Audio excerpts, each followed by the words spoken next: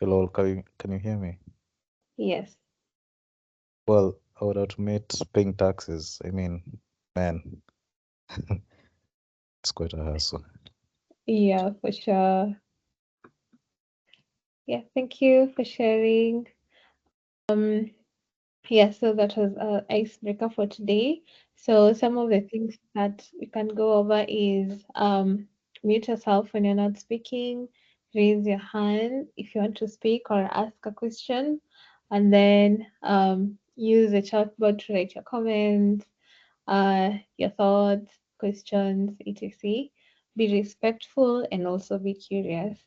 Uh, um, just a brief about the community. I think it's been 2 years now since it started, and Nairobi DevOps is a community of people who are enthusiastic, who are curious about all things DevOps.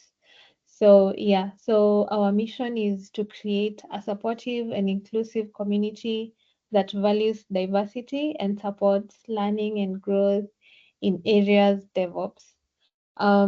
And our vision is to be a leading DevOps community in Nairobi and beyond. And we want to be a leader in innovation and empowering professionals and anyone who's in this field to excel in their career. Yeah, so if you want to help the community, you can do it by helping us running workshops or talks. Um, you can connect us with DevOps professionals. So if you know anyone who's in DevOps, you can recommend for them to join the community, giving feedback. So whenever we conduct an event, such as a webinar in this case, you can always reach out to us, give us feedback on areas you feel we should improve on, or if it's to just encouraging us on what you're doing. Yeah, so also share ideas on how we can better help you moving forward. And then also when you post on social media, be sure to interact with the post. You can leave a comment, share it with other people as well. And then if you want to help us in documenting, writing blogs, etc., you also have the chance to. And if you're good at organizing events, please reach out to us. Yeah, and any other thing that you feel you can contribute with, you're always welcome to more ideas. So if you want to join the community, we have a LinkedIn channel, a WhatsApp, Twitter, and also we are on Discord. So you can scan any of these to join. Yeah, and then also on our website, you can also Google Nairobi DevOps Community and then get more information of what we've been up to since it started. Um, yeah, and now finally, I welcome our speaker, Amin. So, Amin, he's a technical mentor at Moringa School. He's also a software developer, um, and he's passionate about DevOps. Uh, he's a friend of mine also. And yeah, Amin, the floor is yours. We're looking forward to learning from you.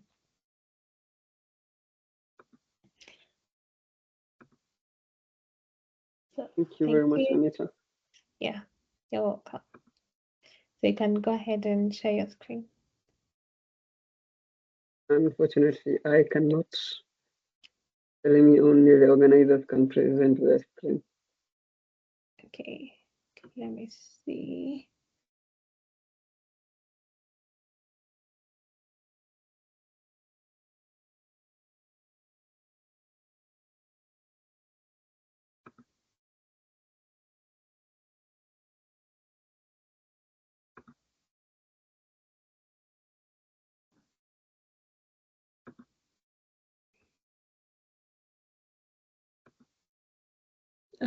I've given you the right. Can try Yes, now. received.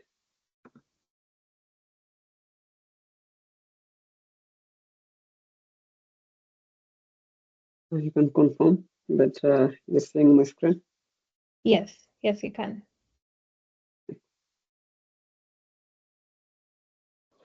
Good evening again, everyone. My name is Amin, and I'll be walking you through smarter DevOps using Matrix CI/CD and multistage in Docker to improve your automation, streamline testing across multiple environments, and also optimize your deployment. Kindly note that this session will contain a little bit of the basic, and we'll also go deeper into some other things. About myself, I am a technical mentor at Moringa School, software engineering technical mentor. I'm a backend developer too. My need to be extremely good at backend engineering has led me to DevOps a couple of times, so I decided to also take up DevOps as a course. I'm also the founder of a community-based organization called Tenzi Innovation Hub in Mukuru Kwanjenga. For our session today, there are a few things that I'm hoping you are familiar with, or I'm hoping you are comfortable with. These things will include CI/CD pipeline, just the basics of it, basically what it does, microservices, the same thing, just the basics of it, what microservices are, and Docker containers too, what Docker containers are, and yeah, just the basics of it. And if you are not, I have made sure to include in my slides and also part of my session dedicated to trying to explain the three concepts before we get to discussing the technical bit, which is what we'll be looking with, which is the topic that we have today. So one of the first things that we need for us to understand the topic, which is the matrix CI/CD, we need to first understand what CI/CD is for us to get to interact with what the matrix CI/CD is. So what is a CI/CD pipeline? CI/CD basically stands for continuous integration and continuous deployment. Continuous integration and continuous deployment. A CI/CD pipeline is an automated process that integrates and tests code changes, builds and packages the code, and then deploys it to production. So it's a pipeline, more like a conveyor belt, from which onto which your code changes go through. So if your code changes need to reach the production environment and you have the pipeline, they will go through a series of tests or a series of steps that you have set up or that you have created while setting up the CI/CD pipeline. Some of the things that are included in the pipeline are, the first thing is code changes. So immediately I make a change to my code. Maybe I add a new feature or maybe I edit an existing one. It is passed through the CI, continuous integration. That is where automated tests happen. So this is the bit continuous. After the code has been pushed, the testing happens, the build happens, then the testing happens. The build happens, then the testing happens.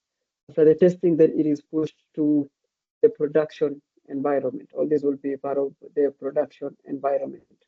Hence the word continuous deployment. For those who are not familiar, deployment basically means pushing to the production environment. That is on CI/CD, the pipeline. Now on matrix. This was my topic for today, majorly, and I'll be discussing what the matrix strategy is, why, where you might need the matrix strategy, and I also have my own scenario where I have used the matrix strategy, which is where I'll be going deeper into that. So the matrix strategy is a very powerful technique for running pipelines against multiple combinations and multiple combinations of configurations. So we have seen that the CI/CD pipeline is the CI/CD is basically setting up that pipeline to go through different stages before reaching production. So CI/CD, the matrix strategy basically allows us to run our pipeline, the same pipeline, against multiple combinations of configuration. So different environments or different scenarios. The same pipeline, just a single pipeline, but it will run through different scenarios. So how does it actually work?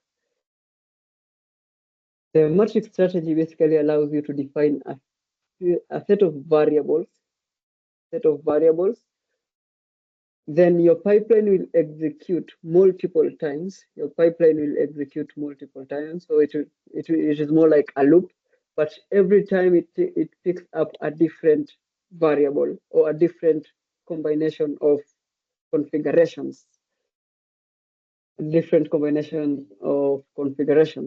So one of the things that an example is where maybe you're creating an application and you want for every change that you're pushing to production to be compatible with all browsers, Chrome, Edge, and Safaris. If you want all your code changes, make sure that your application doesn't break in any of the browsers. You can set up your pipeline in a way that it will run with all those different variables. It will run the first execution maybe with Chrome, the second execution with Safari, that way. So that is basically on the matrix strategy. For my use case, which will highlight more on how I use the matrix strategy, or one case that I found the matrix strategy to be very, very helpful is the microservice with the microservice architecture. I'll start first by introducing the microservice architecture. If you have any background with the full stack development, you found yourself doing the monolithic architecture first. That is what most students, or that is what most beginners start with, doing the the monolithic architecture. Then as you advance, depending on the product that you create, there comes a need for the microservice architecture. So basically, a microservice architecture is an architectural style whereby the needs of the application are broken down into small autonomous services that are set up around the business domain. So basically, breaking into pieces the big project that you had. You had a big goal. You break it down into different services.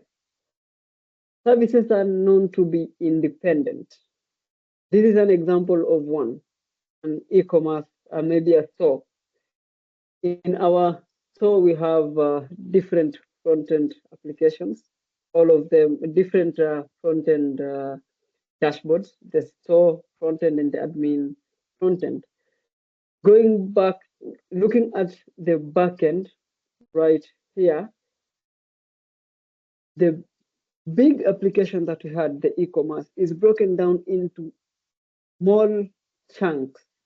We have the product service. It is independent in a way that the product service will have its own server and its own database.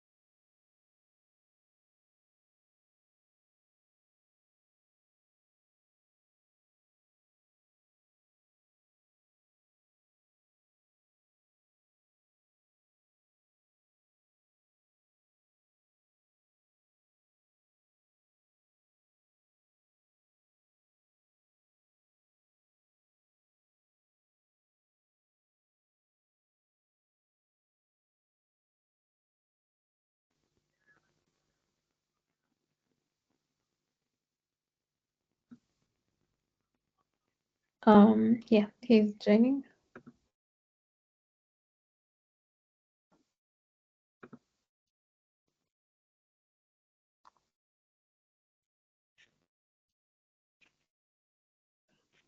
Apologies.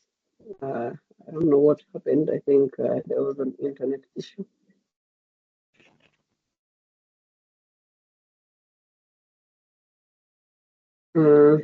Where did you lose me?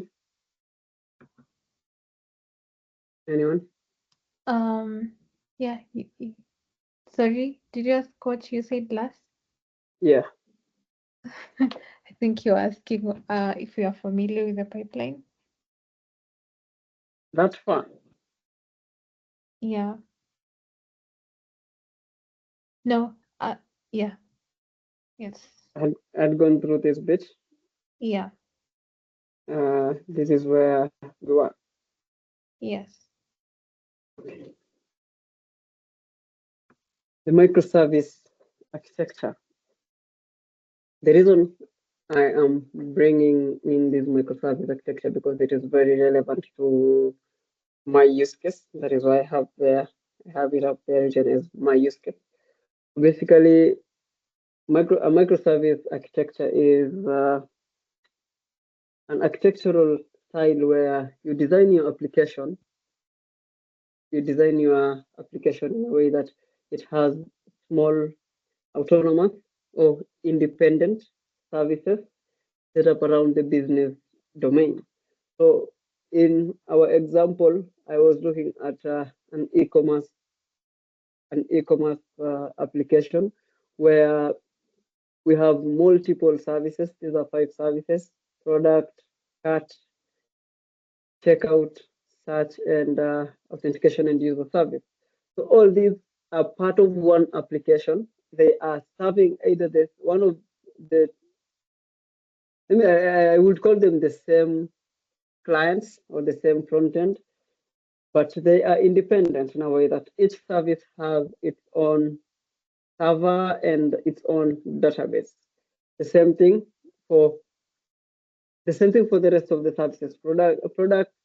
Have products have its own server and its own database.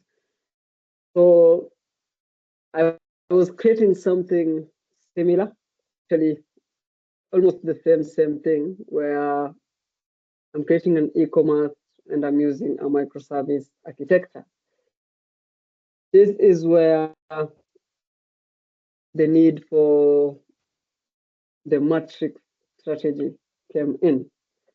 So when you are creating a normal monolithic application, everything is within one repository. So everything is within one repository. You have one database. So one pipeline will work. One pipeline will work. And if or maybe if you're doing testing, all the testing that you need to do is in one repository. So it's in one directory. So it's easier to just run the test as one. That is when you're doing a microservice, when you're doing a monolithic application. But when you're doing a microservice application, remember you have different services, and each of these services are independent, meaning they have their own servers and database.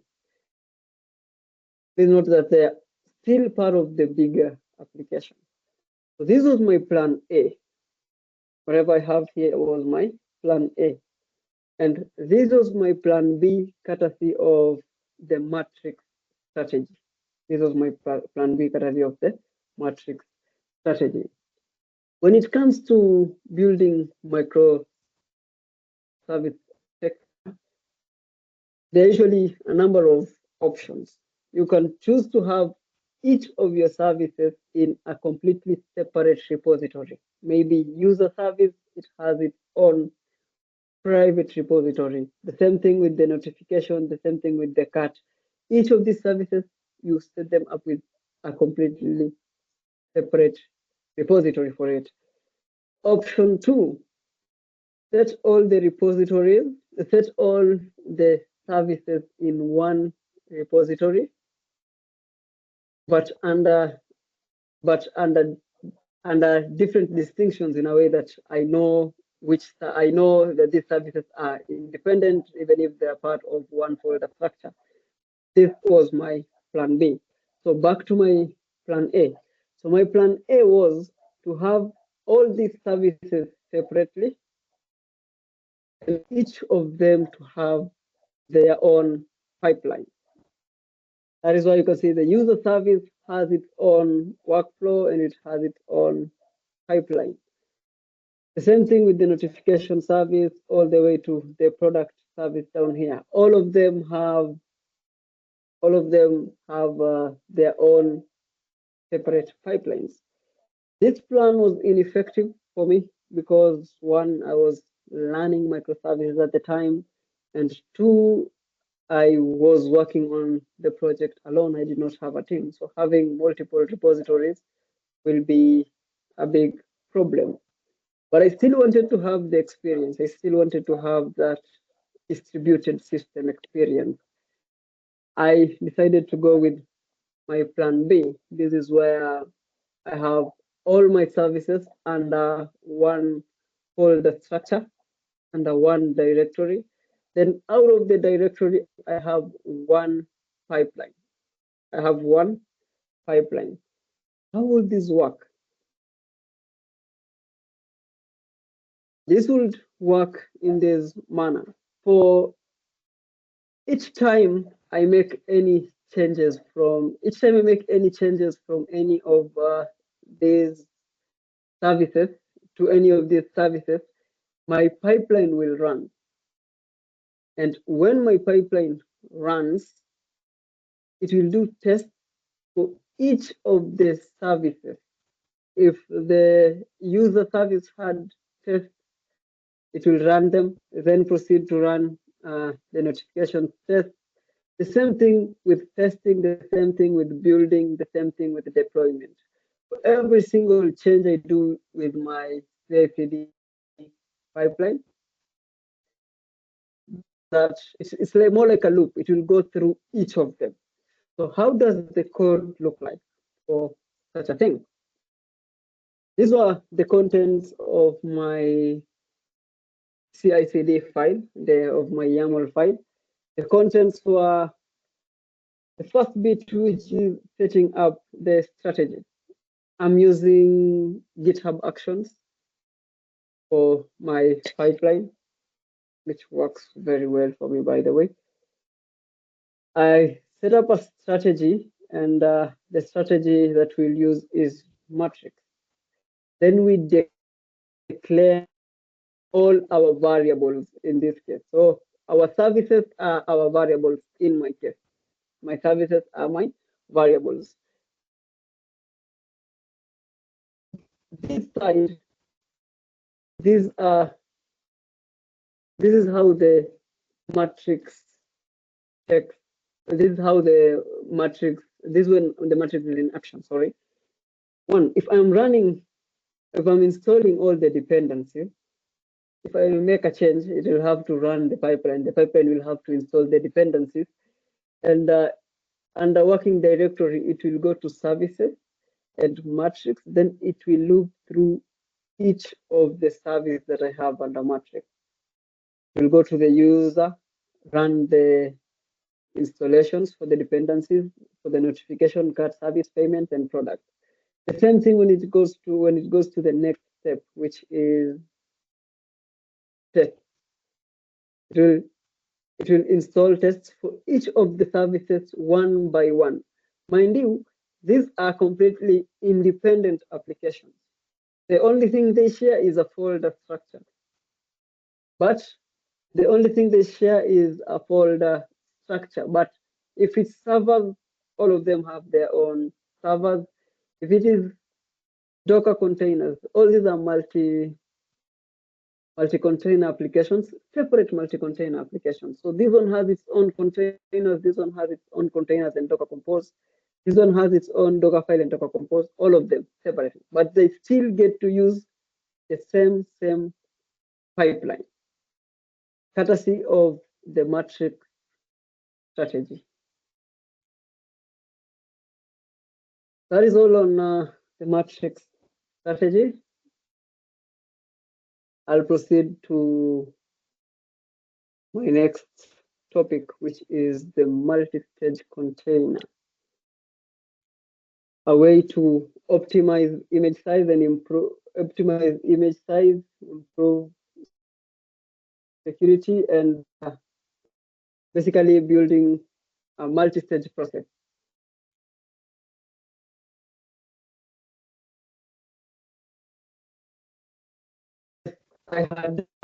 As I had promised,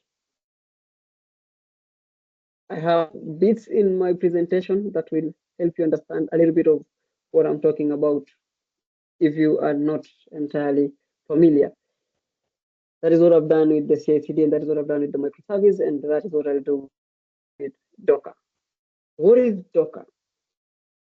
Docker is a containerization platform that allows developers to package, ship, and run applications in a container. It allows you to package, ship, and run applications in a container. This makes it easy for deployment. This makes it easy for collaboration. Basically, your application is in one container, including all the dependencies and all the versions. So dependencies and the actual versions, they are packaged in one container and they can be shared through that container. That is what Docker is. So if you have a Docker container, and every time it goes to either deployment or every time you are working with maybe Docker Compose, you will need to build that container. You will need to build the container. And there are a few steps. There are a few steps that come in when you are building. There are a few steps, or there are a few things that you need to adhere to when you are building the container, which might be one is the installation of the packages. Two is copying all the source code. Three is maybe setting up of the port and all that. There are a number of things, or there are a number of settings that you need to do every time the container is being built, every time the building happens. So depending on the number of steps, or depending on the complexity of your container, it might take a while to build, or it might also come up with issues when building. I found multi-stage containers very, very comfortable to use and very, very necessary to use, because of it makes the process of building that image simple. Building that image, it makes the process simple. So this is what happens when you use a multi-stage container. First of all, it will build the application. It will build the application in a large image. In a large image, just the normal images that we use. It will build the application in a large image with all the dependencies. Then it will only copy the necessary files to a smaller image for deployment. So it builds everything at the top. It copies only the necessary files. It discards everything that it deems unnecessary. Then it creates a smaller image, smaller and what is the name? Smaller and lightweight images. So you might build in the development. If, for example, if you're doing development, testing, then production, you might build everything in the dev process. Then when you set up another environment for the testing environment, you only go with the smaller and lightweight image. You go with the smaller end, lightweight image. Okay, so what are some of the advantages of using this multistage container? One is faster deployment process by streamlining the stages. It enhances security, basically by we are discarding all the unnecessary files. So maybe if a file is a security risk, it will be discarded. The image size is reduced. It minimizes the size of the image. Dependency separation. So most of the dependencies are, are done during, most of the dependencies are dealt with during the building process, either the development environment or the development stage, we could call it that. It simplifies rollback, so it is easier for you to go back to the last step since you have multiple stages, and all these stages will have different containers, but they will contain the same configuration. So you can roll back to a different stage. Maybe we are in production, we roll it back to the testing stage, and it also makes it efficient. It makes the whole process efficient because you'll be using less resources during deployment. That is all on my presentation for today on multi-stage containers and the matrix strategy for CI/CD. Any questions or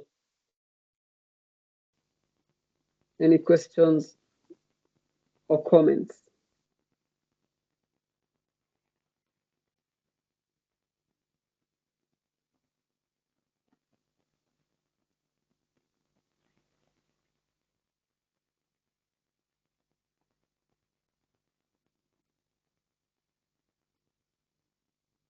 I'll close my session there. I'll share with the community a repository that I'd love everyone to have a look at that has everything that I have done in this and even more. So I'll share my repository with the community first. They can share with everyone else. Back to you, my moderator. Thank you, Bean, for that amazing presentation. Yeah, I think I'll be borrowing some things into our current pipeline. Yeah, so as Bina said, we'll be sharing the presentation, and also because the meeting is recorded, you can always refer back, especially for those guys who have joined when you're finishing. You can always go back to the recording and get to see about today's session. Yeah, thank you guys for joining, and see you in the next one. Bye.